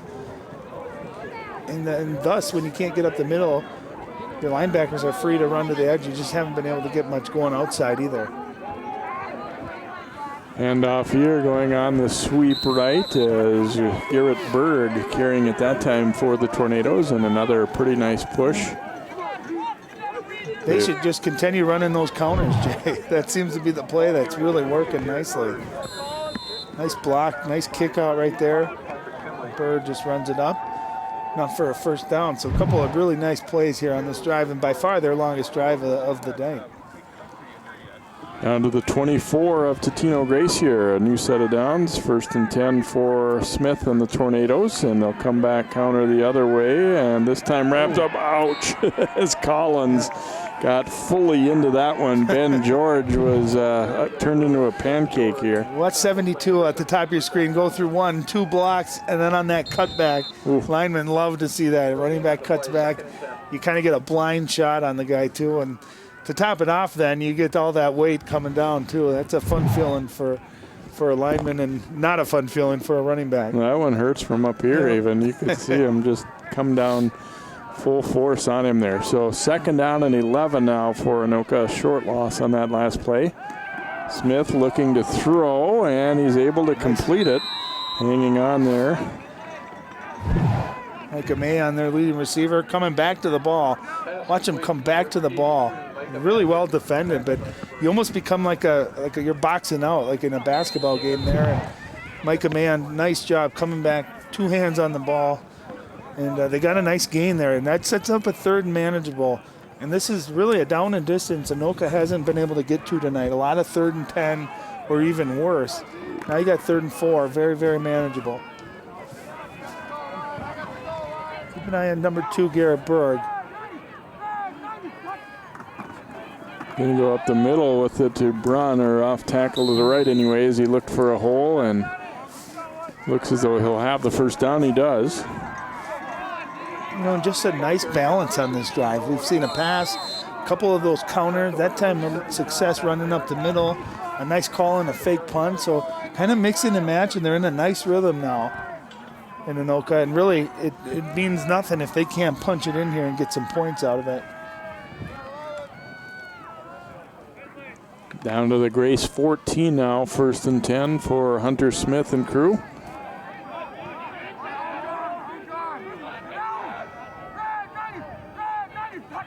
Oh, the motion man falls, and they give it to Berg, and to the edge he gets, and then that's closed up. You'd think that was going to throw the play off, but it still didn't work out too badly for Anoka. Well, as long as the guy that was getting the ball didn't fall, right? Yeah. I think he was just setting up a fake, and at least he wasn't the one getting the ball, but it still worked out. And again, you're just seeing a nice balance here, and there's much better blocking up front. They're doing a nice job of sealing and kicking guys out, so there's a lane for these running backs to get to the outside. That's going to be a gain of 9. That's going to set up a 2nd and 1 here. And I don't think it's that Grace has, pulled all their starters or anything either. They just, Anoka just executed. Yeah, put together a nice little drive here.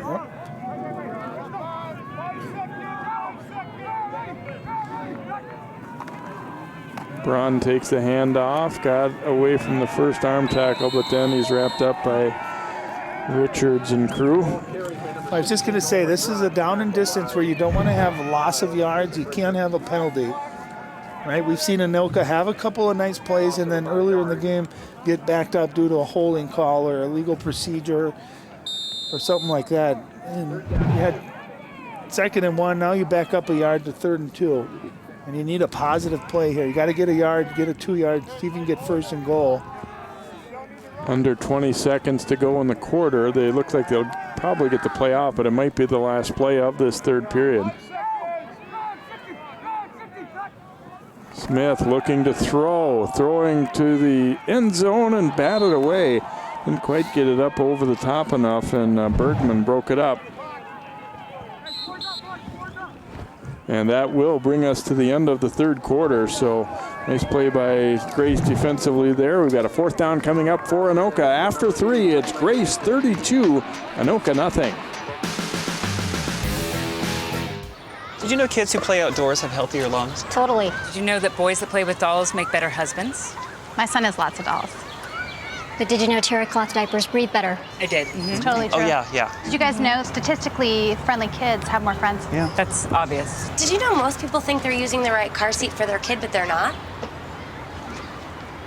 Parents who really know it all know for sure that their child is in the right seat. Visit safercar.gov/the right seat to make sure your child is protected.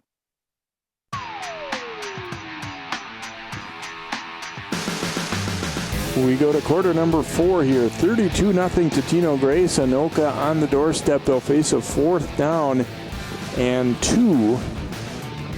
They can get a 1st down without scoring here because the ball on the 6-yard line. Their deepest drive of the night certainly here for the Tornadoes. And, you know, they have come out and fought. We talked a little bit about coming into the 3rd quarter about, you know, would they just kind of say, okay, that's the end of the season, but they certainly haven't. No, they've come out this drive particularly. They've just been really, really crisp, really sharp.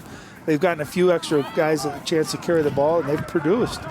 You know, but interesting call on 3rd and 2. You throw a fade into the end zone. Now you got a 4th and 2, and I mean, what a shame if you drive 70, 80 yards, but you're not able to capitalize in the red zone. So here we go. Grace trying to preserve the shutout, and it's going to be Smith trying to sneak it ahead. He ran into a wall of bodies, and then they push forward, and I think he's got enough for the 1st down.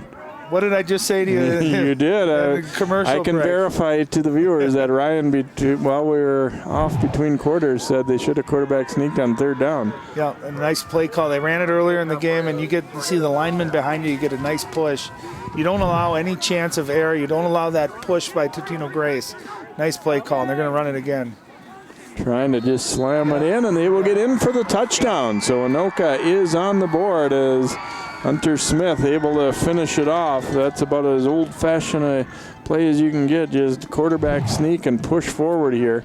Got a good enough push from that O-line. He bounced to the right just a little bit.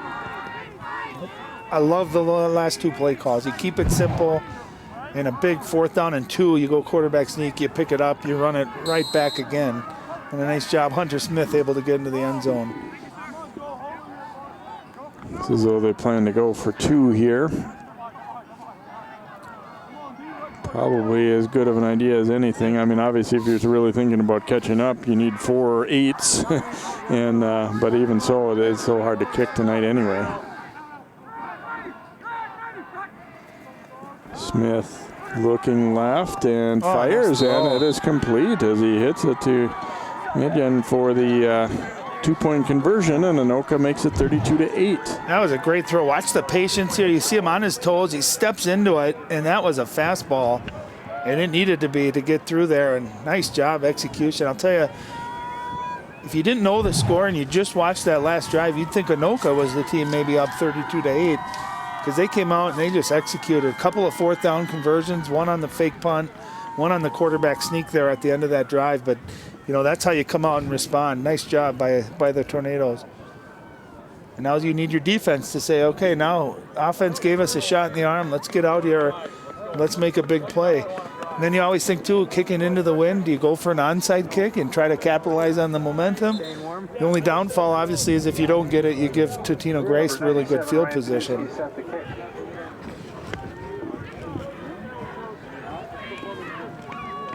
Panuski getting set to kick here for the Tornadoes, and I think we're late enough in the game that if you realistically want to have a chance to catch up, I think you might strongly consider an onside kick here, or maybe trying to drop it between levels of the return team. With that being said, they did stuff Totino on the last drive, forced them to punt, so maybe you have faith in your defense here to get a stop. You will kind of pooch it here, and it is bobbled, and the Eagles will recover. Look like, if there is such a thing on a night like tonight, like not a terribly difficult one to handle, but it was bobbled by Nate Schutz there, but he's able to cover it up, and Grace will have the football here as they try and, they don't necessarily need to answer in terms of scoring points here, but I think they want to avoid having a quick 3-and-out or a quick turnover, obviously, here, and just kind of chew up some more of that clock and reestablish themselves as being in control of this one. Well, football's such a game of momentum. Right now, Anoka has it. Totino can snap that. If they're able to put together a couple of first downs, take some time off that clock. Here's Jam on the carry. They tried to rip the ball free. It's going to be a gain of about 7 or 8. And that's, I'm sure, what Coach Ferguson and his staff said. Hey, number one, we got to fire off the ball. Let's get a good drive here. Number two, make sure you take care of the football. Don't put the ball on the ground. Don't give that offense right now of Anoka, who's got a little confidence and a little rhythm. Don't give the ball back to them. Second and a couple here for the Eagles.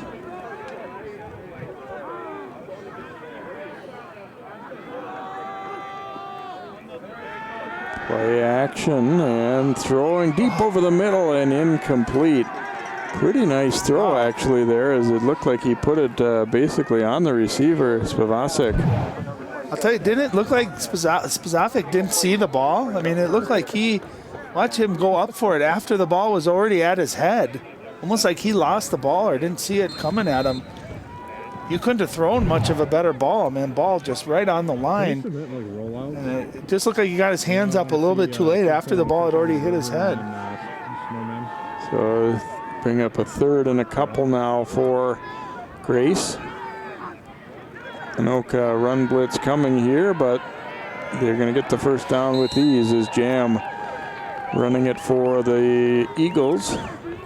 That was just TG power football right there. Toss right, they keep it inside Jam. Nice cut north and south again. And he just follows his big blockers up front, and a good gain of 7 or 8 yards on that. And that was a big play. That was 3rd and 3, 3rd and 4. Anoka able to get a stop there and get the ball back on offense. That could have been huge. Out to the 43-yard line now. 1st and 10 here for Schuler and the Eagles, leading at 32-8 after Anoka drove down the field and scored here early in this fourth quarter.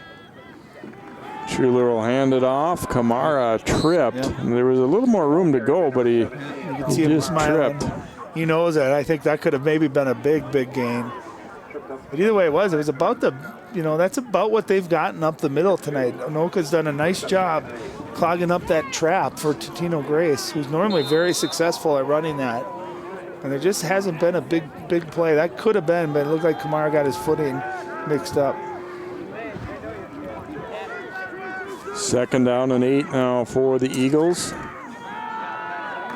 Keep it on the ground here, and Jam covering up the football. And he'll pick up 4 or 5 on that one. I'm sorry, not Jam that time. Looks like the handoff that time went to Gabe Vosen.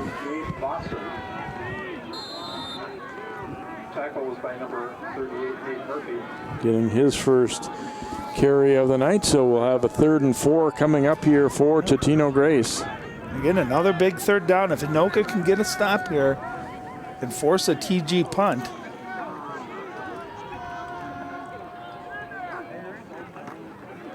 Clausing on that counter, and he's stacked up short of the first down. Looked like he might break out of there, and they were able to hang on to him, though, and bring up 4th down.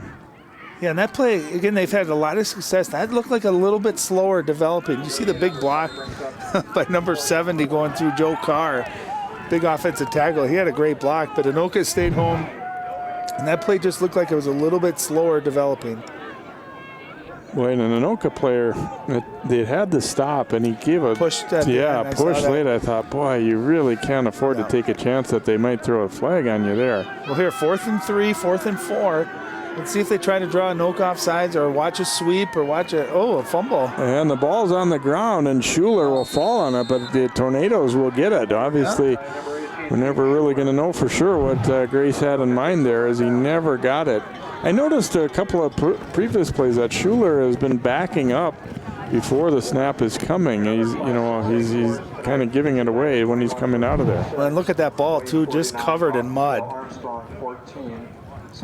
As is Schuler's uniform now. You think it's hard to hold just because your hands are cold, but you throw a layer of mud, wet snow and mud on there, it becomes that much harder. But a nice job. Again, the Tornado defense getting a big stop, giving good field position to their offense. See if they can keep up the momentum here. Smith throws, and it is incomplete. Hayes, and again, a little behind him, but still, that's at least the third very catchable ball that they've not been able to pull in. And that's where if you're a quarterback there, Hunter Smith's got to say in that huddle, guys, you got to help me out here. I'm going to get you the ball, but you got to make those plays. And that's probably the 4th or 5th one tonight. Maybe not a perfect throw, but definitely catchable.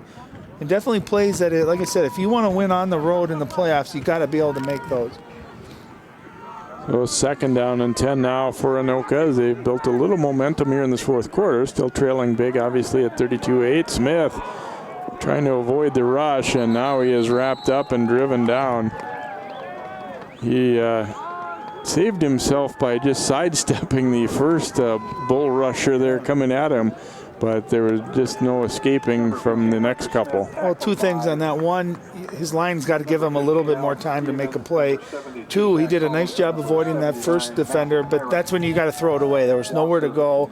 You're not going to turn that into positive yards. Just throw it incomplete. Don't take a 5-yard loss on the play. And he's only a junior. He doesn't have a ton of experience. Hasn't thrown the ball a lot.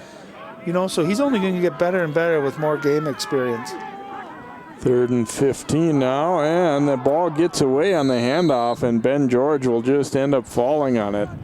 Not sure if that was intended to be a little reverse, but they obviously George couldn't squeeze it, and like Ryan talked about a moment ago, it might be getting a little slipperier as we go here too. They're trying to keep the ball clean as best they can, but when you can see in the middle of the field there, you see the rest of the field covered in white. You see where most of the plays have been. That's just turned into mud. And that ball gets a little bit muddy. Just little things. You're cold. Your fingers don't bend quite the right way. Rush coming again, but he got it out of there. There will be a flag on this one.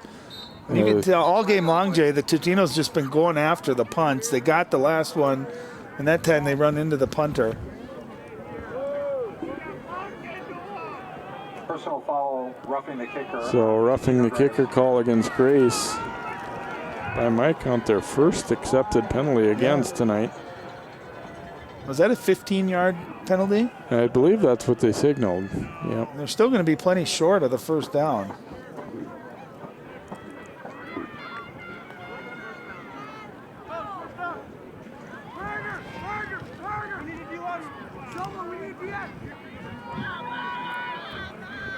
But it is going to be a first down. Yep. Oh no, it's going to be short of the first down. Or is it automatic first down? It must be an automatic first down in that spot. He definitely signaled first down anyway. Wow, what a big play. That's the kind of penalty Coach Ferguson certainly isn't going to be happy about. And off on the counter, and George is blasted into by Suggs there.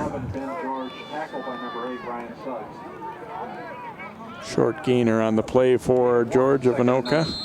That was a nice tackle, too, by Suggs. Yeah, there just hasn't been much room outside against this TG defense.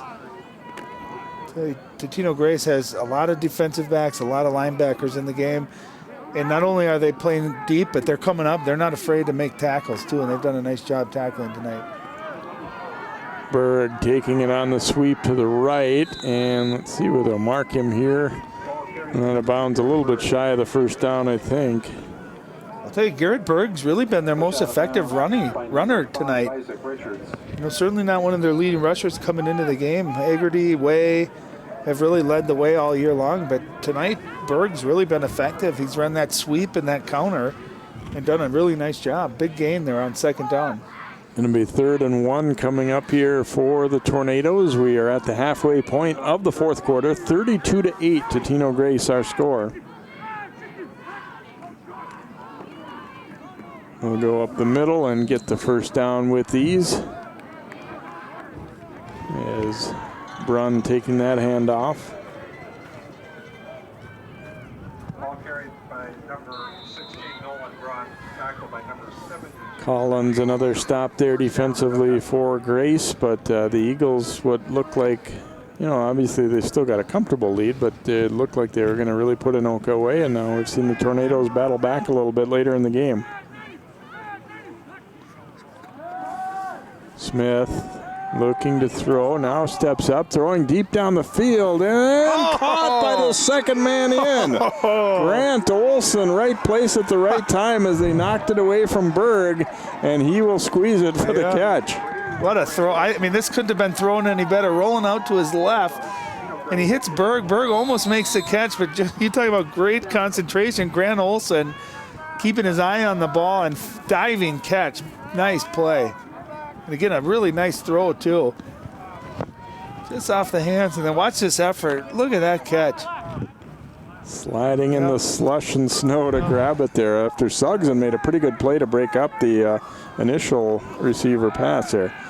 And rolling out, here's the throw by Smith, no good. It sure looked like a hold on Anoka. They did not call it, but...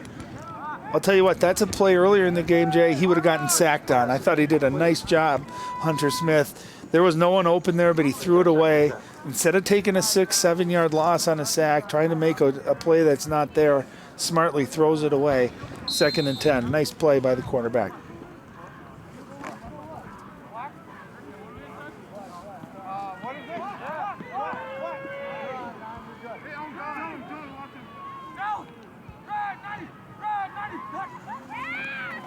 Smith handing off on the counter to the left side, and Berg is taken down, or not down, but forced out anyway. Number 6, Hunter Way, pushed out of bounds by number 8, Ryan Suggs. And a gain of about 3 on the play for the Tornadoes.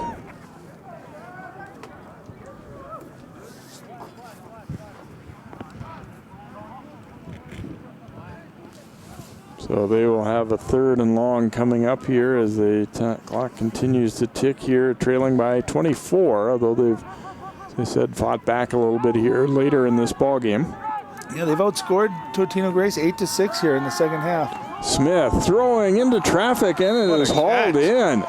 Nice grab. It looks like just shy of the goal line. Max Hayes, the 6'5 receiver, has had a couple of them get away from him, but he did a nice job of fighting for this ball in traffic.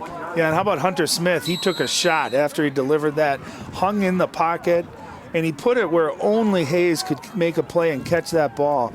And when you got a 6'5 receiver, you throw it up, give him a chance to go make a play, and Hayes did a nice job going up there and grabbing that.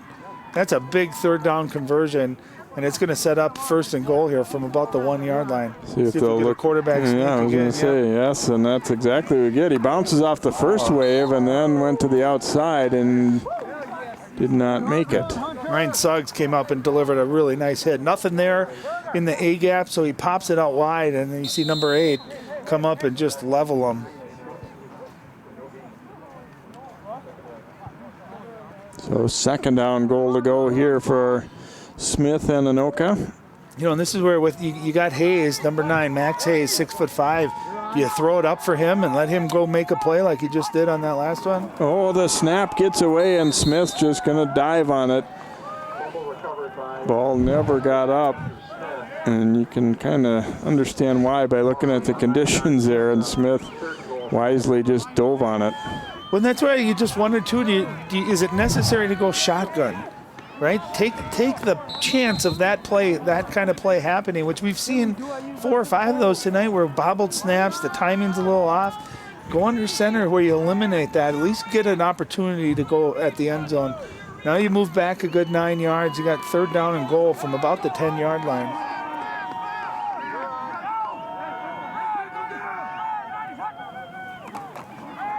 Smith under pressure now steps up, and he is brought down as Kramer able to get to him and drag him down, and now 4th and goal to go for Anoka. You know, I'll tell you what, Hunter Smith is hanging in there. Watch him go back here. He's got 0 time. By the time he even gets to his 2nd step in his drop back, he's got Totino-Grace Eagles all over his face. He's moving for his life just to make guys miss. Just not a chance to be able to set his feet and throw the ball downfield. And again, you got number 9 on the left of our screen, Max Hayes. Let's see, he's got single coverage there. Let's see if they're able to throw it up top, give his big guy a chance to make a play. Smith looking over the middle instead, and it is incomplete. Anoka asking a little bit for a possible flag, but it doesn't look like we're going to get it, and Totino-Grace will hold and take over on downs as they were able to get a stop. Boy, it sure looked like Anoka was going to score after that catch. It made it 1st and goal at the 1, but they went backward from there. Yeah, Hunter Smith, I don't think he was ever able to plant and really get that ball. You see it sailed on him just a little bit. And part of that, too, is when you got a big defensive line like Totino does with some good height, you got to throw the ball a little bit higher than maybe you intended to, and that ball sailed on him just enough. New quarterback here as Christian Morrow, who is in the holder tonight, is going to take snaps late here for Totino-Grace. And off going on the right side, and brought down there was the ball carrier Tyler Nygren, the sophomore. Well, it's always tough when you've been sitting the whole game, especially in conditions like this where your hands are a little bit cold, and to come in there and make sure the first things first, you don't want to turn the ball over here. You got to take care of the ball. Probably see, you know, as far as play calling, pretty simple. Running the football, taking that clock all the way down to 0 as you come up to just about a minute left. Watch him until he pumps.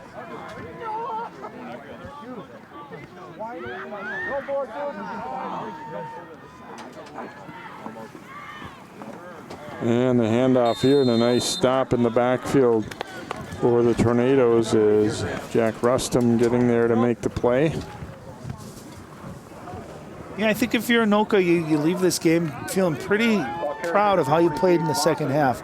Obviously, you're not going to come away with winning this game, but down 26-0 at halftime, they certainly didn't hang their head. They came out with effort, with energy. They executed, had a beautiful drive, which they converted a couple of 4th downs, able to punch in a touchdown and a 2-point conversion, and really, you know, we're a yard away from having another score and making the score very respectable.